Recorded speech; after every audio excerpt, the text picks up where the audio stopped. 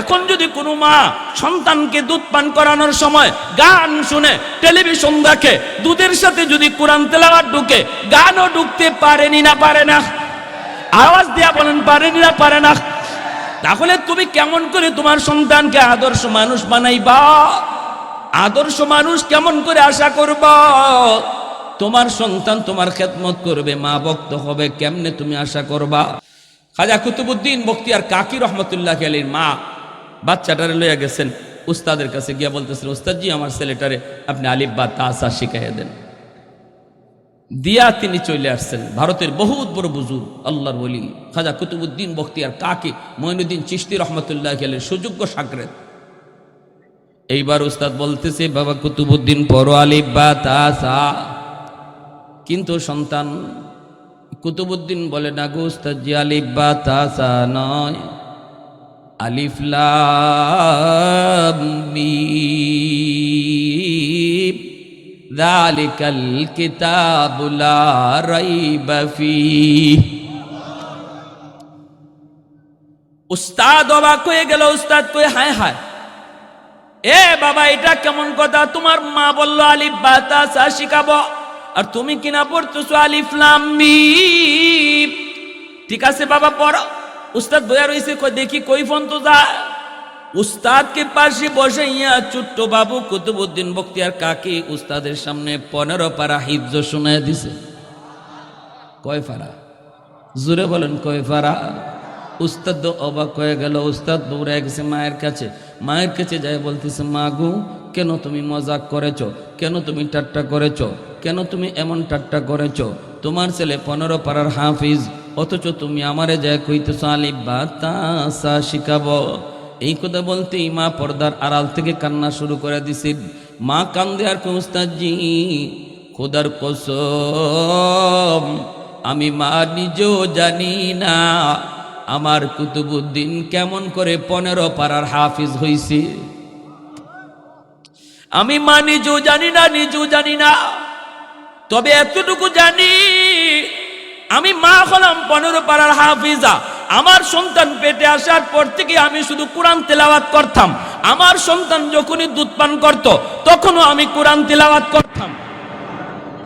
মনে হয় দুধের সাথে তিলাওয়াত যায় ঢুকছে, মায়ের দুধের সাথে মনে হয় তিলাওয়াত যায় ঢুকছে।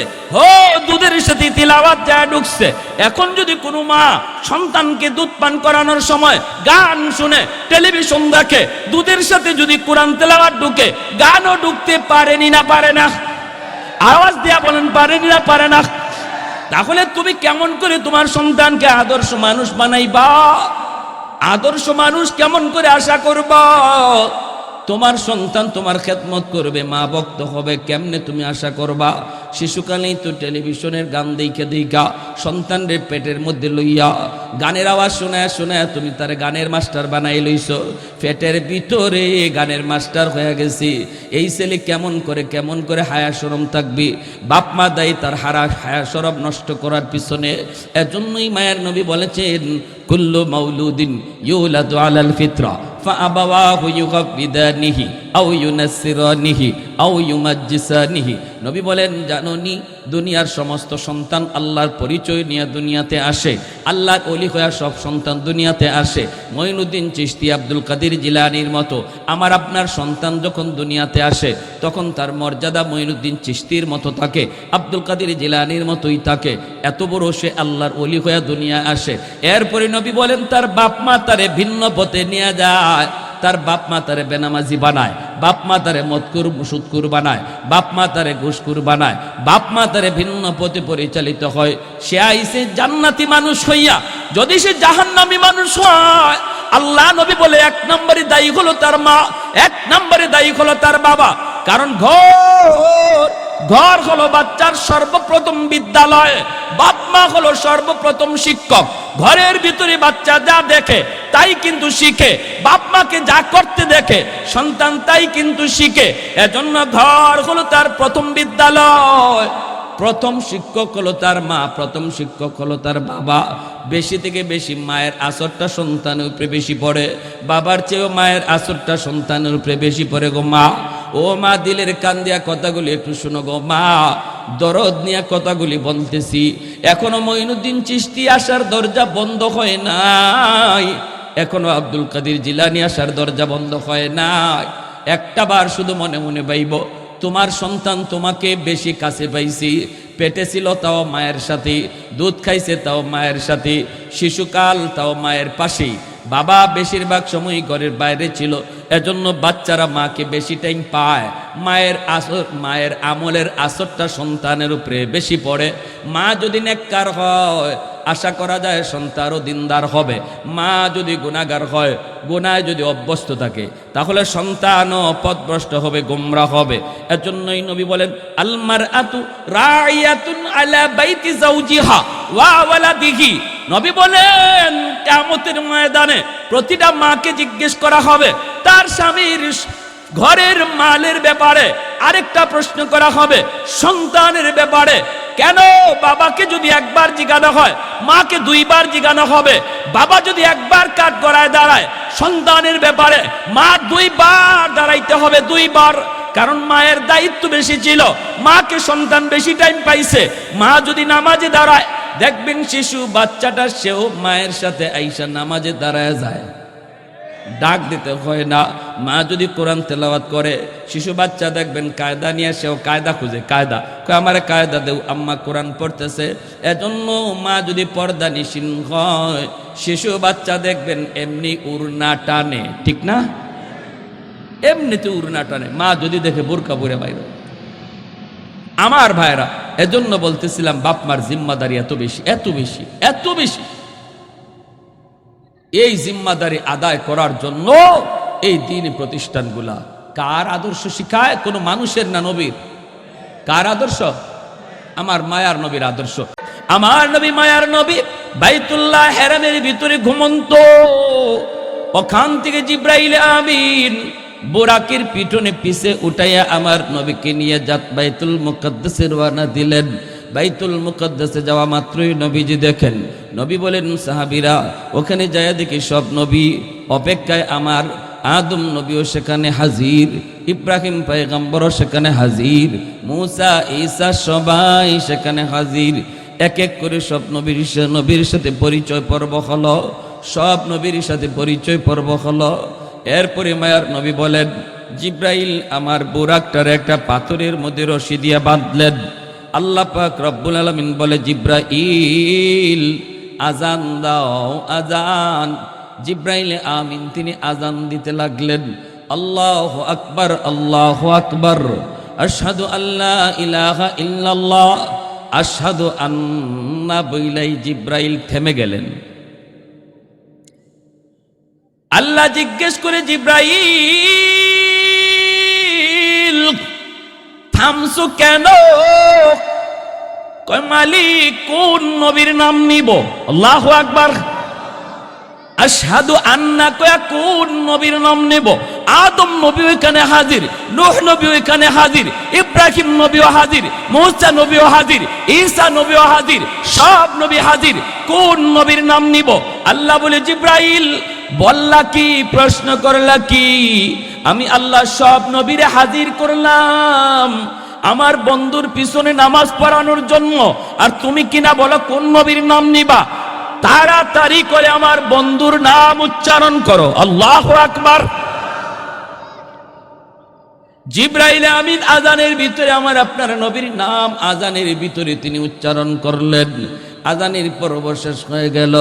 এরপরে আল্লাহ পাক বলে জিব্রাইল সবাইকে বলো বাইতুল মুকদ্দাসে কাতার বন্দী হওয়ার জন্য 2 রাকাত নামাজ আদায় হবে, 2 রাকাত নামাজ আদায় হবে। জিব্রাইল আমিন তিনি সামনের কাতারে, আমার আপনার নবী তিনিও সামনের কাতারে। মায়ার নবী বলেন সামনের কাতারে জলিলুল কদর সব পয়গম্বর। ওই অবস্থায় দেখা যায় ইমামকে কেউ জানে না, অথচ জিব্রাইল একামত দেওয়া শুরু করে দিছেন। ইমাম কে হবে কেউ জানে না, নামাজের একামত শুরু হয়ে গেছে। আল্লাহর নবী বলেন আমি মনে মনে ভাবলাম হয়তো আজকে জিব্রাইল নিজেই ইমামতি করবেন, হয়তো এত বড় জামাতের ইমামতি জিব্রাইল নিজেই করবেন। একামত শেষ হওয়ার পর আমি জিব্রাইলকে বললাম, ভাই জিব্রাইল, ইমাম কে হবে? তখন জিবরিল আমিন আমার আপনার নবীর হাত মোবারক আস্তে করে ধরলেন, দইরা মুচকি হাসি দিয়া বলেন, নবী গো, আজকে এত বড় জামাতের ইমামতি আল্লাহ পাক আপনাকে দান করেছে। तकबीर में कलमा में नमाजों में अज़ा में, तकबीर में कलमा में नमाजों में अज़ा में है नाम इलाही से मिला नाम मोहम्मद, है नाम इलाही से मिला नाम मोहम्मद। महबूब ने कहा सल्ले अला नाम मोहम्मद, आंखों की जिया दिल की जिला नाम मोहम्मद, आंखों की जिया दिल की जिला नाम मोहम्मद। একটু জোরে সুরে কোন আল্লাহু আকবার, মুসলমানের আওয়াজে আল্লাহু আকবার। আল্লাহ নবী ইমামতি করলেন, পিছনে সমস্ত পয়গম্বর, শুধু নবীগণ না, সম্মানিত ফেরেশতারাও ছিলেন। এত বড় জামাতের ইমামতি করলেন। আল্লাহ পাক ইমামতি কইরা প্রমাণ করাইলেন, আসছেন আমার হাবিব সবার পরে, কিন্তু মর্যাদা দিলাম আমি সবার উপরে। আদম নবীও আমার নবীর পিছনে নামাজ আদায় করেছেন। সুবহানাল্লাহ, জোরে কোন। খাসাইসুল কুবরা নামক কিতাবের ভিতরে লিখেন, এই ঘটনার পর ভাইরা বন্ধুরা, রোম সম্রাটের কাছে আল্লাহ নবী ইসলামের দাওয়াত দিয়ে তিনি চিঠি পাঠান। রোম সম্রাট নবীর চিঠি পাইয়া সে আল্লাহর নবীকে একটু যাচাই বাছাই করার জন্য বলল, দেখো তো মক্কার কোনো মানুষ আমার রাজ্যে আছে কিনা যে মুহাম্মদকে চিনি, এমন কাউকে যদি পাও তোমরা ধরে নিয়ে আসো, আমি তারে কিছু প্রশ্ন করব। খুঁজতে খুঁজতে তারা পেয়ে গেল। রোমে তখন ছিল আবু সুফিয়ান, মক্কার কাফিরদের লিডার আবু সুফিয়ান ছিলেন। আবু সুফিয়ানকে তারা পাইল। আল্লাহ নবীকে নবী মানে না, এরপরও নবীকে মিথ্যাবাদী বলার সাহস নাই, ঠিক কিনা? কারণ আল আমিন উপাধিটা ওরাই দিয়েছে। আবু সুফিয়ান এখন কেমনে কয় মুহাম্মদ খারাপ? যদি এই কথাটা কয় তাহলে ডাহা মিশা কথা। আরেকজন কোন মানুষ মক্কার যদি পায়, একজন না আরো 10 জন মানুষ যদি মক্কার মানুষ রুমে পাওয়া হয়, 10 জনে কইব মুহাম্মদ ভালো। অতএব আমি লিডার হইয়া কেমনে এত বড় মিথ্যা কথা কই, নেতা হইয়া কেমনে মিথ্যা কথা কই? নবীর যুগের নেতা হইয়া, কাফিরও নেতা হইয়া মিশা কইতো না। এটা নেতৃত্বের সাথে মানায় না, ঠিক কিনা জুড়ে বলেন? নেতৃত্বের সাথে মিথ্যা কথা মানায় না। এজন্য আল্লাহ নবী বলেছেন 3 ব্যক্তির উপরে আল্লাহ লানত করবো, আল্লাহ লানত। এর ভিতরে এক ব্যক্তি হইল মালিকুন কাযযাব, যার হাতে ক্ষমতা এরপরও মিথ্যা কথা কয়, তার দরকার নাই। বাবা নিয়ে যাও, তার মিথ্যা বলার প্রয়োজন নাই, ক্ষমতা তার কাছে। এজন্য নবী বলছে ক্ষমতা পাওয়ার পরেও যদি কেউ মিথ্যা বলে তাহলে তার উপরে আল্লাহর লানত পড়ে, আল্লাহর লানত। আরে একজন মানুষ অনেক সময় নিজের বাঁচানোর জন্য বিপদে পড়ে গেছে, বাঁচানোর জন্য মিথ্যা কথা কই নিল। আরে বাঁচতেছে না, ঝামেলাত পড়ে গেছে। তুমি তো বাদশাহ, তুমি তো নেতা, তোমার কাছেই তো সব, তোমার এই ফেসে ফালাইবো কেডা? এরপরেও যদি মিথ্যা কথা কও তাহলে আল্লাহর লানত পড়ে। আরেকজন কে কইম? আরেকজন হইল আল্লাহ রাসূল সাল্লাল্লাহু আলাইহি ওয়াসাল্লাম বলেছেন, আইলুন মুতাকাব্বির, গরিব, নেহায়ত গরিব, কিন্তু অন্তরে অহংকার। আরে অহংকার তো খারাপ, সবার জন্যই খারাপ, কিন্তু কোটিপতি যদি কোনো সময় একটু অহংকার দেখাইলাই তো এটা মানায়া যায়, এটা নেওয়া যায়, যে এটা হ্যাঁ এর টেকার গরমে একটু অহংকার দেখাইছে, অথবা পাওয়ার আছে একটু অহংকার দেখাইছে। তোমার কিছুই নাই, না পাওয়ার না টাকা, কিছুই নাই, কিন্তু দিলের ভিতরে কুমড়া হামায় বইছে। দিলের ভিতরে কি? কুমড়া। এজন্য নবী বলছে যার যেটা যায় না এটা কইরো না, যার যেটা যায় না এটা কইরো না, যার যেটা মানায় না এটা কইরো না, এটা করো তাহলেই হয়। আইলুন মুতাকাব্বির, এর উপরে আল্লাহ লানত করে যে হায়াত গরিব মানুষের কাছে সাহায্য নিয়ে চলে বা চলতেছে কোনো রকম কষ্ট করিয়া, কিন্তু তার দেমাগ আর অহংকার দেখলে এটা করবা না। অহংকার সবার জন্য খারাপ, কিন্তু এটা আরো বেশি খারাপ।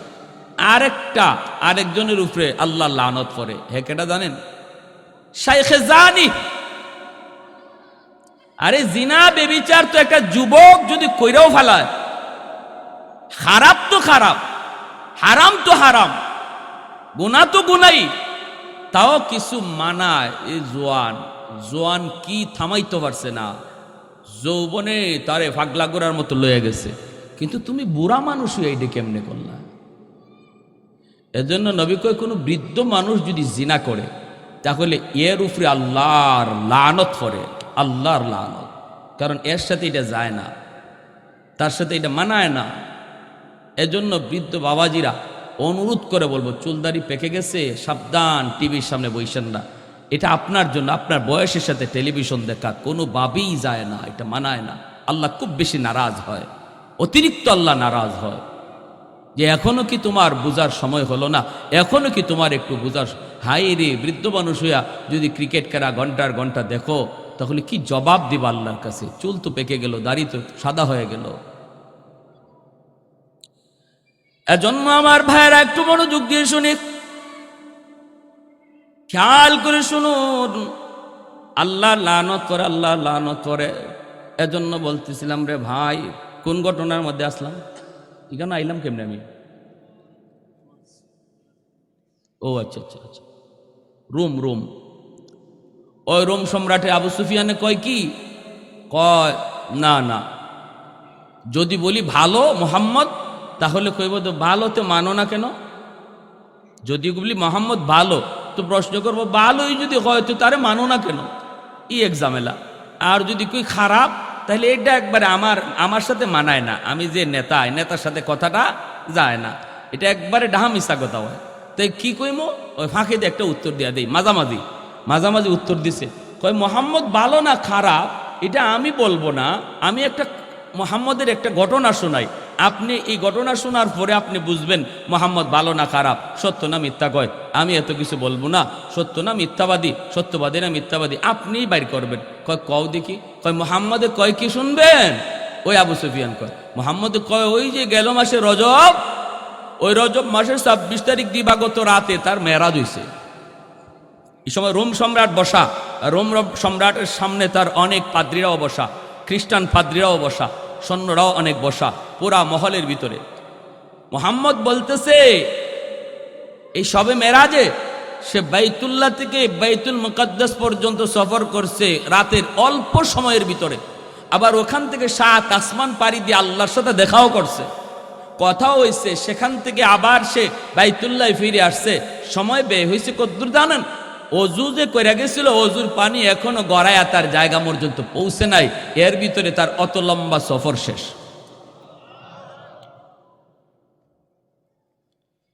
এটা এই কথা যারা শুধু খালি যুক্তির উপরে চলে, যে যুক্তিতে ধরলে মানি নাইলে মানি না, আমার বুদ্ধি যদি, আমার বিবেক যদি সেটাকে ক্যাচ করে তাহলে মানবো নাইলে মানবো না। মোট কথা যারা নাস্তিক, যারা বলে দেয়ার ইজ নো গড, যারে দেখি না তারে মানি না, এই কথা যারা কয় সর্বদা যুক্তির উপরে আর বিবেক দিয়া চলে, এদের কাছে এই কথা কইলে পরে যাইব, এটা কথা খাইব? হ্যাঁ, একটা মুখটারে 3টে বাঙ্গা দিয়ে একটা বেসকে দিব, দেখ হুজুরদের কতই খালি দাও। অথচ এই ঘটনা আল্লাহ নিজে কোরআনে বলতেছে। কথাটা হুজুরদের না, আল্লাহ। সুবহানাল্লাযী আসরা বিআবদিহি লাইলাম মিনাল মাসজিদিল হারাম ইলাল মাসজিদিল আকসা। সুবহানাল্লাহ।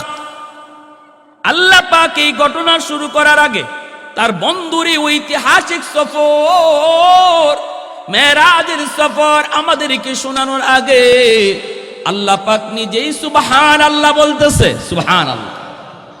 কেন আল্লাহ শুরুতেই সুবহানাল্লাহ বলল?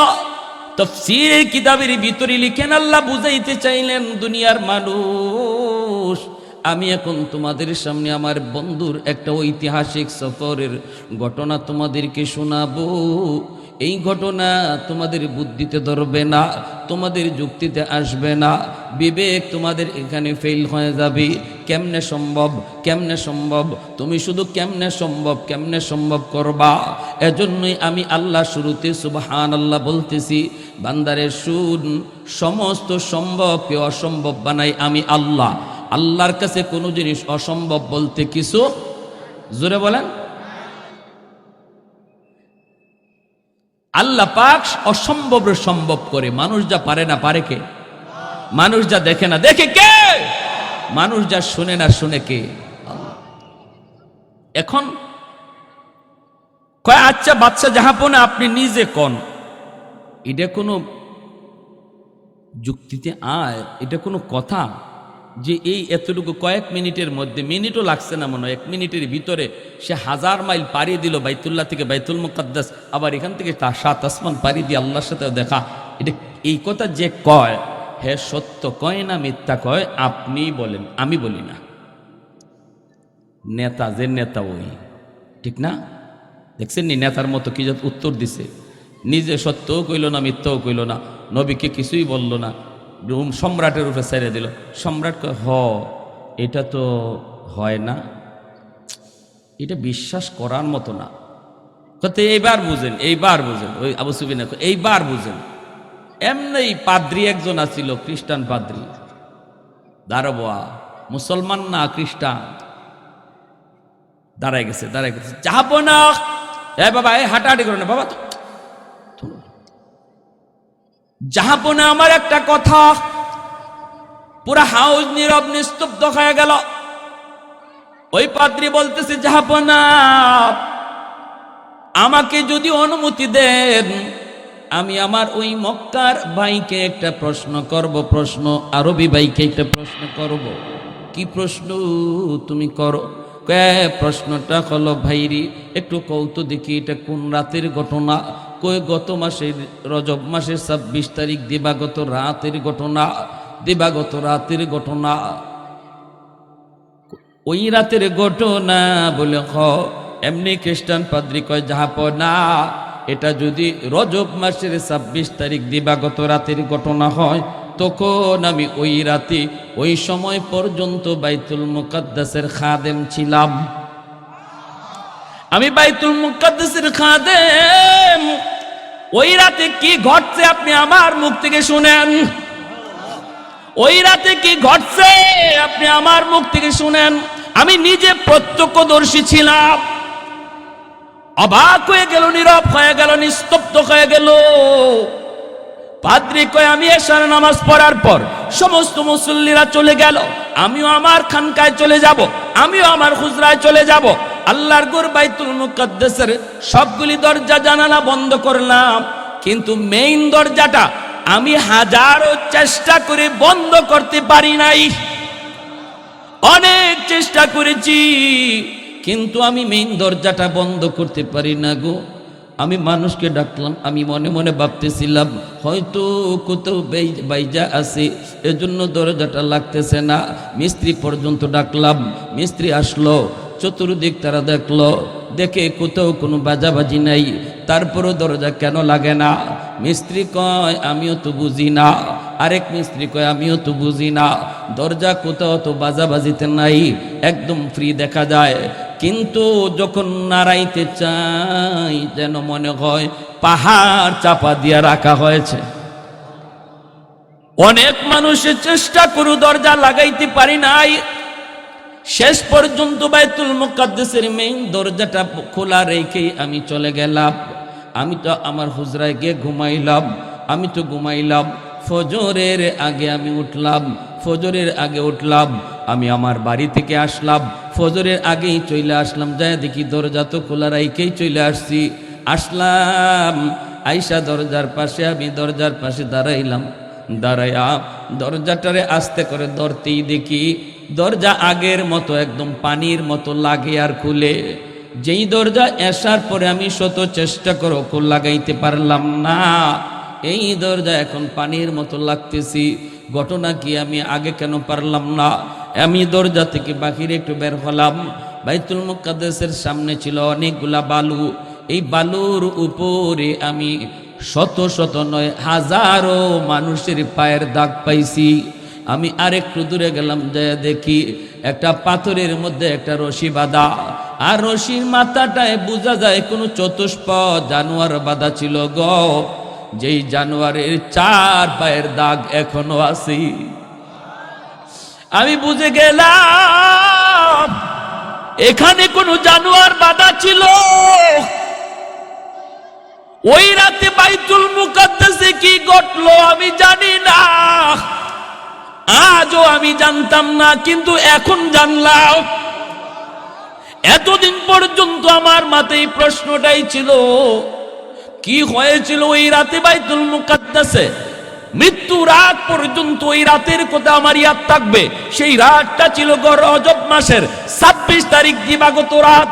ওই রাতে কি হয়েছিল আমি বুঝতাম না, জানতাম না, কিন্তু আজকে আমার আরবি ভাইয়ের কথা আমি বুঝে গেলাম। ওই রাতেই সরকারে দো আলম নবী মুহাম্মদুর রাসূলুল্লাহ তিনি এখানে এসেছিলেন। হাজারো হাজারো মানুষের পায়ের দাগ, ওই পায়ের দাগগুলি হলো নবী পয়গম্বরগণের পায়ের দাগ।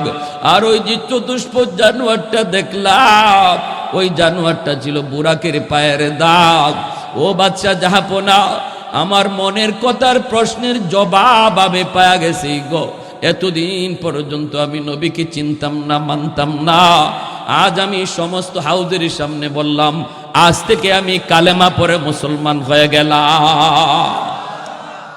কৌনৈন মুখতারে খোদা তুমকো বানায়া, কৌনৈন মুখতারে খোদা তুমকো বানায়া, उम्मत का निगाहबान खुदा तुमको बनाया, उम्मत का निगाहबान खुदा तुमको बनाया।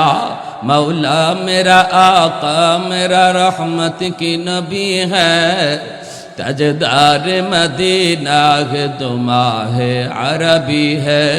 अशजार ने देते हैं नबूवत के शहादात, तशकीके कमर में है तो अंगुल की इशारा।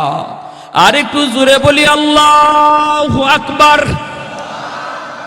এজন্য আমার আপনার নবী রহমতের নবী, তিনি হলেন নবীদের ভিতরে শ্রেষ্ঠ, মর্যাদার দিক দিয়ে শ্রেষ্ঠ, আখলাকের দিক দিয়েও শ্রেষ্ঠ। ওই আখলাকটাই এই মাদ্রাসায় পড়ায়, আপনার সন্তানকে নবীর আখলাক শিখায়, আপনার সন্তানকে নবীর আদর্শ শিখায়। এজন্যই তো কোটিপতির সন্তান বৃদ্ধাশ্রমে পাওয়া যায়, কিন্তু আলেমের বাপ মারে কোনোদিন বৃদ্ধাশ্রমে পাওয়া যায় না। কোটিপতির বাপ মা বৃদ্ধাশ্রমে পাওয়া যায়, বড় বড় অফিসারের বাপ মা বৃদ্ধাশ্রমে পাওয়া যায়, কিন্তু কোন হাফেজে কোরআনের বাপ মা, আলেমের বাপ মা আজও পর্যন্ত কেউ বৃদ্ধাশ্রমে দেখাইতে পারে নাই। আওয়াজ দিয়ে বলেন ঠিক কি না?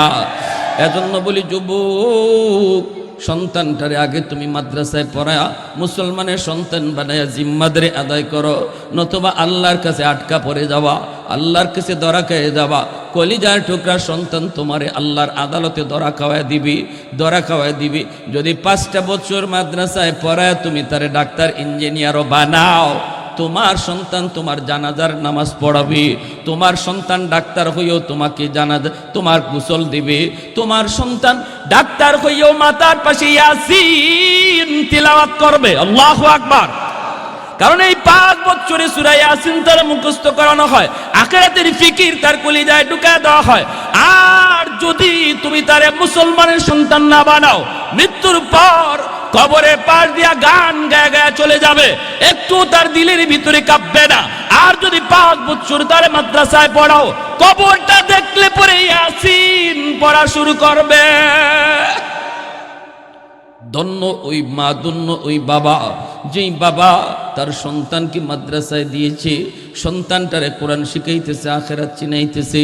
ধন্য ওই বাবা, ধন্য ওই মা। ও ভাই, এজন্য বলতেছি মনে রাখবারে আল্লাহর গোলাম, আগে বাপ মার সিদ্ধান্ত সঠিক করো। বাপ মার সিদ্ধান্ত যদি সঠিক হয়, সন্তানের ভবিষ্যৎ আলোকিত, আর যদি রং হয় ভবিষ্যৎ অন্ধকার। এই কথাই আল্লাহ পাক পবিত্র কোরআনে সূরাতুর রহমানে বলছেন। আর রহমান আল্লামাল কুরআন খলাকাল ইনসান। রহমান হচ্ছেন তিনি যিনি কোরআন শিখান, এরপরে মানুষ বানান। এ যুবক, প্রশ্ন হলো মানুষ সৃষ্টি আগে, এরপরে বিদ্যা, এরপরে শিক্ষা। আল্লাহ মানুষ সৃষ্টি পরে নিলেন, কোরআন শিক্ষার কথা কেন আগে আনলেন? তাফসীরের কিতাবের ভিতরে পরিষ্কার ভাষায় লিখছেন, আল্লাহ বুঝান, যার ভিতরে কোরআন আছে, কোরআনের জ্ঞান আছে, হালাল হারাম আছে, জায়েজ না জায়েজ আছে, আল্লাহর তালিকায় সে মানুষ। আর যার ভিতরে কোরআনের ছোঁয়া নাই, কোরআনের স্পর্শ নাই, হালাল হারাম নাই, জায়েজ না জায়েজ নাই, কিছুই বুঝে না, শুধুমাত্র টাকা বুঝে। আল্লাহ বলেন তোমাদের কাছে মানুষ হলো, আল্লাহর কাছে মানুষ হতে পারে না। খাজা কুতুবউদ্দিন বখতিয়ার কাকি রহমতুল্লাহ আলাইহির মা বাচ্চাটারে লইয়া গেছেন উস্তাদের কাছে, গিয়া বলতেছেন, উস্তাদজি আমার ছেলেটারে আপনি আলিফ বা তা সা শিখাইয়া দেন। দিয়া তিনি চলে আসছেন। ভারতের বহুত বড় বুজুর্গ আল্লাহর ওলি খাজা কুতুবউদ্দিন বখতিয়ার কাকি মঈনুদ্দিন চিশতি রহমতুল্লাহ আলাইহির সুযোগ্য শাগরেদ। এইবার উস্তাদ বলতেছে, বাবা কুতুবউদ্দিন পড়ো আলিফ বা তা সা। কিন্তু সন্তান কুতুবউদ্দিন বলে, না গো উস্তাদজি, আলিফ বা তা সা নয়, আলিফ লাম মিম যালিকাল কিতাবু লা রাইবা ফীহ। উস্তাদ অবাক হয়ে গেল। উস্তাদ কই, হায় হায়, এ বাবা এটা কেমন কথা? তোমার মা বললো আলিফ বা তা সা শিখাবো, আর তুমি কিনা পড়তেছো আলিফ লাম মিম। ঠিক আছে বাবা পড়ো। উস্তাদ বইয়া রইছে, দেখি কই ফোন তো যা। উস্তাদকে পাশে বসাইয়া ছোট্ট বাবু কুতুবউদ্দিন বখতিয়ার কাকি উস্তাদের সামনে 15 পারা হিফজ শোনায় দিছে। কয় পারা? জোরে বলেন, কয় পারা? উস্তাদ অবাক হয়ে গেল। উস্তাদ দৌড়ে গেছে মায়ের কাছে। মায়ের কাছে যায় বলতেছে, মা গো, কেন তুমি মজাক করেছো? কেন তুমি ঠাট্টা করেছো? কেন তুমি এমন ঠাট্টা করেছো? তোমার ছেলে 15 পারার হাফিজ, অথচ তুমি আমারে যায় কইতেছো আলিফ বা তা সা শিখাবো। এই কথা বলতেই মা পর্দার আড়াল থেকে কান্না শুরু করে দিছে। মা কান্দে আর কই, উস্তাদজি খোদার কসম, আমি মা নিজেও জানি না আমার কুতুবউদ্দিন কেমন করে 15 পারার হাফিজ হইছে। আমি মা নিজেও জানি না, নিজেও জানি না। তবে এতটুকু জানি, আমি মা হলাম 15 পারার হাফিজা। আমার সন্তান পেটে আসার পর থেকে আমি শুধু কোরআন তেলাওয়াত করতাম। আমার সন্তান যখনই দুধ পান করত, তখনও আমি কোরআন তেলাওয়াত করতাম। মনে হয় দুধের সাথে তিলাওয়াত যায় ঢুকছে, মায়ের দুধের সাথে মনে হয় তিলাওয়াত যায় ঢুকছে। হো, দুধের সাথে তিলাওয়াত যায় ঢুকছে। এখন যদি কোনো মা সন্তানকে দুধ পান করানোর সময় গান শুনে, টেলিভিশন দেখে, দুধের সাথে যদি কোরআন তেলাওয়াত ঢুকে, গানও ঢুকতে পারেনি না পারে না? আওয়াজ দিয়া বলেন, পারেনি না পারে না? তাহলে তুমি কেমন করে তোমার সন্তানকে আদর্শ মানুষ বানাইবা? আদর্শ মানুষ কেমন করে আশা করবা? তোমার সন্তান তোমার খেদমত করবে, মা ভক্ত হবে, কেমনে তুমি আশা করবা? শিশুকালেই তো টেলিভিশনের গান দেখে দেখা সন্তানরে পেটের মধ্যে লইয়া গানের আওয়াজ শোনায় শোনায় তুমি তার গানের মাস্টার বানাই লইছ। পেটের ভিতরে গানের মাস্টার হয়ে গেছি। এই ছেলে কেমন করে হায়া শরম থাকবে? বাপ মা দায়ী তার হায়া শরম নষ্ট করার পিছনে। এজন্যই মায়ের নবী বলেছেন, কুল্লু মাউলুদিন ইউলাদু আলাল ফিতরা ফাআবাওয়াহু ইউগাব্বিদানিহি আও ইউনাসসিরানিহি আও ইউমাজ্জিসানিহি। নবী বলেন, জানোনি দুনিয়ার সমস্ত সন্তান আল্লাহর পরিচয় নিয়ে দুনিয়াতে আসে। আল্লাহর ওলি হয়ে সব সন্তান দুনিয়াতে আসে। মঈনুদ্দিন চিশতি, আব্দুল কাদের জিলানীর মতো আমার আপনার সন্তান যখন দুনিয়াতে আসে, তখন তার মর্যাদা মঈনুদ্দিন চিশতির মতো থাকে, আব্দুল কাদের জিলানীর মতোই থাকে। এত বড় সে আল্লাহর ওলি হয়ে দুনিয়া আসে। এরপরে নবী বলেন, তার বাপ মা তারে ভিন্ন পথে নিয়ে যায়। তার বাপ মা তারে বেনামাজি বানায়, বাপ মা তারে মদকুর সুদকুর বানায়, বাপ মা তারে ঘুষকুর বানায়, বাপ মা তারে ভিন্ন পথে পরিচালিত হয়। সে আইসে জান্নাতি মানুষ হইয়া যদি সে জাহান্নামী মানুষ হয়, আল্লাহ নবী বলে 1 নম্বরে দায়ী হলো তার মা, 1 নম্বরে দায়ী হলো তার বাবা। কারণ ঘর ঘর হলো বাচ্চার সর্বপ্রথম বিদ্যালয়, বাপ মা হলো সর্বপ্রথম শিক্ষক। ঘরের ভিতরে বাচ্চা যা দেখে তাই কিন্তু শিখে, বাপ মাকে যা করতে দেখে সন্তান তাই কিন্তু শিখে।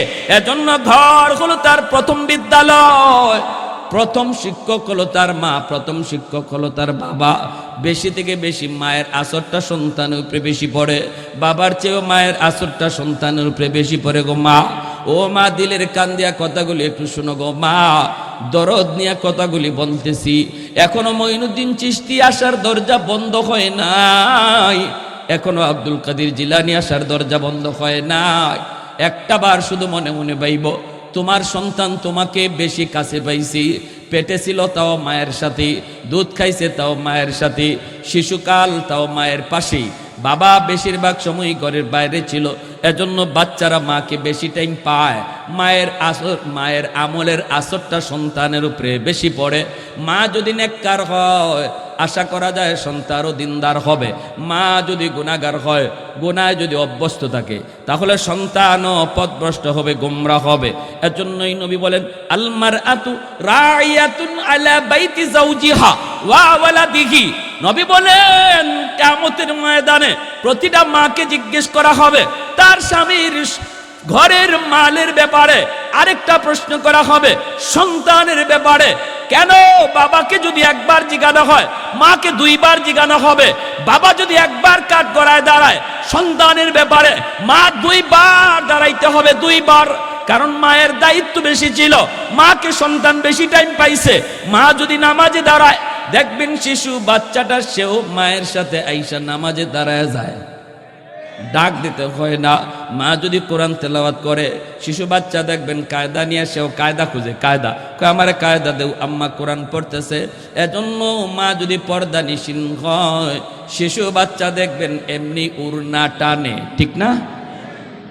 এমনিতে উড়না টানে, মা যদি দেখে বোরকা পরে বাইরে। আমার ভাইরা, এজন্য বলতেছিলাম বাপমার জিম্মাদারি এত বেশি, এত বেশি, এত বেশি।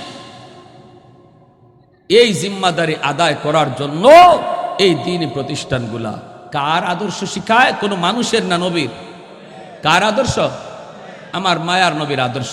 আমার নবীর আদর্শটা কেমন ছিল, খুলুকে আজিম কেমন ছিল, শুধু একটা ঘটনা কয়ে শেষ দিচ্ছি, শুনেন আমার নবীর আদর্শটা কেমন ছিল। আল্লাহ নবীর কাছে এক ইহুদি 40 মণ খেজুর পাইতো, টাইম হইল 3 মাস। টাইম হইল কয় মাস? 3 মাস। 3 মাস পার হইছে না, আরো বাকি আছে 3 দিন। নবীকে রাস্তাত পাইয়ে এসে আটকায় ফেলাইছে, মুহাম্মদ আমার খেজুর দাও। আল্লাহ নবী বলেন ভাই আরো 3 দিন তো টাইম বাকি আছে। ইহুদি কয় মুহাম্মদ আমি 3 দিন বুঝি না, আমার এখন লাগবে এখন। নবী বলেন ভাই রে একটু বোঝার চেষ্টা করো, তুমি বুঝের মানুষ, টাইম আছে আরো বাকি 3 দিন। কয় 3 দিন আমি বুঝি না, এখন লাগবে এখন। বলুন তো তার আচরণটা ন্যায় না অন্যায়? জোরে বলেন। টাইম তো আছে আরো 3 দিন, 90 দিনের জন্য কথা হয়েছিল, 90 দিন। 90 দিন হইতে আরো 3 দিন বাকি, কিন্তু নবীর কথা হে মানতে রাজি না। এমনকি নবীকে সামনে দিয়ে যাইতেও দেয় না, আটকায় ফেলছেন। দাঁড়াও, হের বস্তির পাশ দিয়ে যাইতেছেন নবীজি, এক ইহুদি এভাবে আটকাইছে, রাস্তা দাঁড়া, রাস্তা ছাড়বো না, আমার খেজুর দাও। আল্লাহ নবী যত বুঝান ও বুঝ মানে না। এমনকি মায়ার নবী জামার কলারে ধরে ফেলেছে, নাউজুবিল্লাহ, জুরে কর। কত বড় বিয়াদবি, কত বড় বিয়াদবি, আমার নবীর জামার কলারে ধরে ফেলেছে। এরপরও নবী তারে হাত জোর করে বুঝাইতেছেন। নবী এরপরও ধমক দেন না, চোখ লাল করেন না। সাথে নবীর সাথে যিনি আছেন তারও নবী আদেশ দেন না। কে নবীর সাথে জানেননি? তিনি হলেন হযরত ওমর ফারুক রাদিয়াল্লাহু তাআলা আনহু। হযরত ওমর নরম না গরম? আর একটু জোরে, খালি গরম না বেশি গরম? ওমরের মতো সাহাবী আমার নবীর সাথে তো গরম সাহাবী। আল্লাহ নবী ওমরকেও কিছু বলেন না, হযরত ওমরও হাত তুলেন না, কারণ মায়ার নবী স্বয়ং হাজির। ওমর তলোয়ার চালাইতে পারেন না নবীর অনুমতি ছাড়া। আজকে যদি এখানে মায়ার নবী না থাকতেন, আর ওমরের সামনে এমন কোনো মুসলমানের সাথে কোনো ইহুদি এরকম ভাবে খারাপ আচরণ করত, তাহলে ওমরের তলোয়ারে এতক্ষণে সে কবরে থাকতো, ঠিক না? কবর সব সময় খোলা থাকে, খোলা খাপের ভিতরে ঢুকাবে, বের করবে, এতটুকু টাইম ওমরের হাতে নাই। এজন্য হযরত ওমর গুসায় তিনি কাঁপতেছেন, চোখটা লাল হয়ে গেছে। আমার মায়ার নবীর সাথে এত খারাপ আচরণ করে এরপর আমি ওমর কিছু করতে পারি না, কারণ আমার রহমতের নবী আমাকে অনুমতি দেন না। নবী বারবার শুধু নবীর দিকে তাকাইতেছেন, আমার নবী চোখ দিয়ে একটু ইশারা দেয় কিনা, ওমর রে এর একটু সাইজ কর, এতটুকু নবী কয় কিনা, বলাও লাগতো না, নবী শুধু চোখ দিয়ে ইশারা করে কিনা। কিন্তু না না, মায়ার নবী তিনি তো অনুমতি দিলেনই না। এমনকি আল্লাহর নবী হযরত উমরের দিকে তাকায় দেখেন, হযরত উমর গুসায় লাল হয়ে গেছেন, শরীরটা ফুলে গেছি। নবী ওমরকে ধমক দিয়া বসলেন, ওমর চোখ নিচের দিকে নামাও, নিচের দিকে নামাও, রাগ করবা না রে ওমর, সে পাওনাদার, দুই কথা বলতেই পারে, তোমার আমার রাগ করা উচিত নয়। এই কথা বলতে হযরত উমর মাথাটা নিচের দিকে দিয়ে দিছে, আর চোখের পানি জড়ায়া কাঁদতেছেন হযরত উমর। এই কথা মনে করে দয়ার নবী গো, ও গো মায়ার নবী, আল্লাহ আপনার কেমন ধৈর্য দিছে গো নবী, কেমন ধৈর্য দিয়ে আল্লাহ আপনার বানাইছে গো নবী। ধমক দেওয়ার কথা ইহুদি রে, ধমকটা দিলেন আপনি আমারে। এরপরে নবী কাছে আইনা কানে কানে বলতেছেন, উমর যাও ওরে এখনই খেজুর দিয়ে আসো, আর শুনো খেজুরটা দিবার সময় তারে 10 খেজুর আরো বেশি দিও, 40 মণ তো দিবা, আরো 10 বেশি দিও। হযরত উমর চোখের পানি মুছেন আর বলেন, নবী গো বেশি কেন দিব? মায়ের নবী কয়, তুমি যে তার দিকে চোখ লাল করে তাকাইছ, এর জরিমানা হলো 10। আরো আস্তে কোন সুবহানাল্লাহ। বুঝা যায় এই আখলাক আপনারা সবে লই আইছেন এখানে। 40 মণ খেজুর দিও, আরো 10 বেশি দিও, এটা হলো তুমি যে চোখ লাল করে তাকাইছো এর জরিমানা। হযরত ওমর মাথায় হাত দিয়ে আর কোনো কথা বললেন না, চুপচাপ বলতেছেন, মিয়া আসো খেজুর নিয়ে যাও। এর ডাক দিয়ে নিয়ে গেলেন বাইতুল মালে, নিয়ে তিনি 40 মণ খেজুর দিতেছেন। উমরের গুসা তো এখনো থামে নাই, গুসা কিন্তু এখনো আছে। উমরের নাম শুনলে শয়তান পর্যন্ত আরেক রাস্তায় বাগত। সেই উমর এত তাড়াতাড়ি ঠান্ডা হয় কেমনে? গুসা তো শরীরে আছে। খেজুর তেরে দিছেন 40 মণ, দেওয়ার পরে আরো যখন 10 বেশি দিবেন, ইহুদি তখন কই, উমর বেশি কেন দিতেছ? হযরত উমর কয়, কথা বাড়াবি না, যা দেই লইয়া জাগি। কথা বাড়ায়ও না, যা দেই লইয়া ভাগ। কয় না আমি নিমু না, বেশি কেন এটা বোঝা লাগবে। হযরত উমর কয়, বেশি কেন এটা তুই বুঝবি? বলে হয় একটু বুঝতে হবে, না বুঝছে নিব না। হযরত উমর চোখের পানিটা মুছে না আর বলেন, আজকে আমার মায়ার নবীর সাথে তুমি যে আচরণটা করেছ, তাও আমি উমরের সামনে, আমি উমর রে তুমি চিনোনি? চিনি তো। খালি চিনো না, একটু ভালো করে চিনো? খুব ভালো করেছি। যদি আজকে আমার মায়ার নবী এখানে না থাকতেন, তাহলে এই মুহূর্তে তোমার ঠিকানা হয়তো মাটির নিচে। এটা বুঝনি? কই এটাও বুঝি। এরপর আমি হাত উঠাইতে পারি নাই, তলোয়ার চালাইতে পারি নাই আমার মায়ার নবীর কারণে। নবী অনুমতি দেন না। আমার তো নবীর মতো এত ধৈর্য নাই রে ভাই। আমার মায়ার নবীর আল্লাহ যেই ধৈর্য দিয়া বানাইছি, কিন্তু আমি যে তোমার দিকে চোখ লাল করে তাকাইছিলাম, নবী আমারে দমক দিলেন, দমক তোমারে দিলেন না। আর কানে কানে বলে দিলেন তোমাকে 10 খেজুর বেশি দেওয়ার জন্য। আমি যে তোমার দিকে রাগ করে তাকাইছিলাম, এর জরিমানা হলো 10। এই কথা বলতে ইহুদি ডাক দেয়া কয়, আল্লাহর শুকরিয়া মালিক, ও মালিক তোমার দরবারে হাজারো শুকরিয়া, আমি যা চাইছিলাম পায়া গেছি। এমনি ডাক দিয়ে কই, উমর, উমর আমাকে খেজুর দেওয়া লাগবে না, আমাকে খেজুর দেওয়া লাগবে না। আমি তাওরাত কিতাবের একজন পণ্ডিত। তাওরাত কিতাবের ভিতরে আখেরি নবীর যতগুলি আলামত রয়েছে, সবগুলি আলামত আমি নবীজির কাছে পাইছি। একটা আলামত এখনো আমি পাই নাই, সেটা হলো তাওরাত কিতাবে লেখা ছিল আখেরি জমানার নবী উত্তম চরিত্রের অধিকারী হবে, খুলুকে আজিমের অধিকারী হবে। খারাপ আচরণ কেউ করলে খারাপ আচরণ দিয়া জবাব দিবে না, খারাপ আচরণের জবাব দিবে ভালো আচরণ দিয়া। এই আলামতটা এখনো আমি পাই নাই। এই আলামতটা পাওয়ার জন্যই আমি ইচ্ছা করে খারাপ আচরণ করেছিলাম রে উমর। আজকে আমি আর ওই আলামতটাও পাইয়া গেছি। আমি এত খারাপ আচরণ করার পরও নবী এত সুন্দর ভালো আচরণ দেখাইলেন। অতএব আমি আর দেরি করতে চাই না, এখনই কালেমা পড়াইয়া নবীর দরবারে নিয়ে যা। আল্লাহু আকবার। ওয়া ইন্নাকা লাআলা খুলুকিন আযীম। ওই নবীর আখলাক এই মাদ্রাসায় আপনার সন্তানদের শেখানো হয়, যে শিক্ষার দ্বারা সে পৃথিবীতে একজন আদর্শ মানুষ হবে। চরিত্র ভালো চরিত্রের দ্বারা মানুষ মানুষ হয়, খালি শিক্ষার দ্বারাই মানুষ মানুষ হয় না যদি তার চরিত্র ভালো না হয়। ঠিক কিনা জোরে বলেন? বহু শিক্ষিত হইয়া চরিত্রহীন হওয়ার কারণে সে মানুষের কাতারে পড়ে না। আর অনেক মানুষ দেখা যায় চরিত্র ভালো হওয়ার কারণে শিক্ষা কম থাকলেও তার ইজ্জত বেড়ে যায়। এজন্য healthy is lost, something is lost, wealthy is lost, something is lost, but character is lost, everything is lost. স্বাস্থ্য নষ্ট হয়েছে, কমই গেছে। টাকা পয়সা নষ্ট হয়েছে, কমই গেছে। কিন্তু চরিত্র গেছে, সব গেছে। ঠিক কিনা যেরকম চরিত্র গেছে তোমার, সব গেছে। অতএব আমার সন্তানকে আমার নবীর চরিত্রবান বানায়া বাপমার বহু আহাম জিম্মাদারি আদায় করার নিয়ত কার কার আছে একটু হাত উঠে আল্লাহকে দেখান। আল্লাহ তুমি কবুল করো, জোরে বলি আমিন। আরো জোরে বলি আমিন। এই মাদ্রাসাখানাকে আল্লাহ কবুল করুন।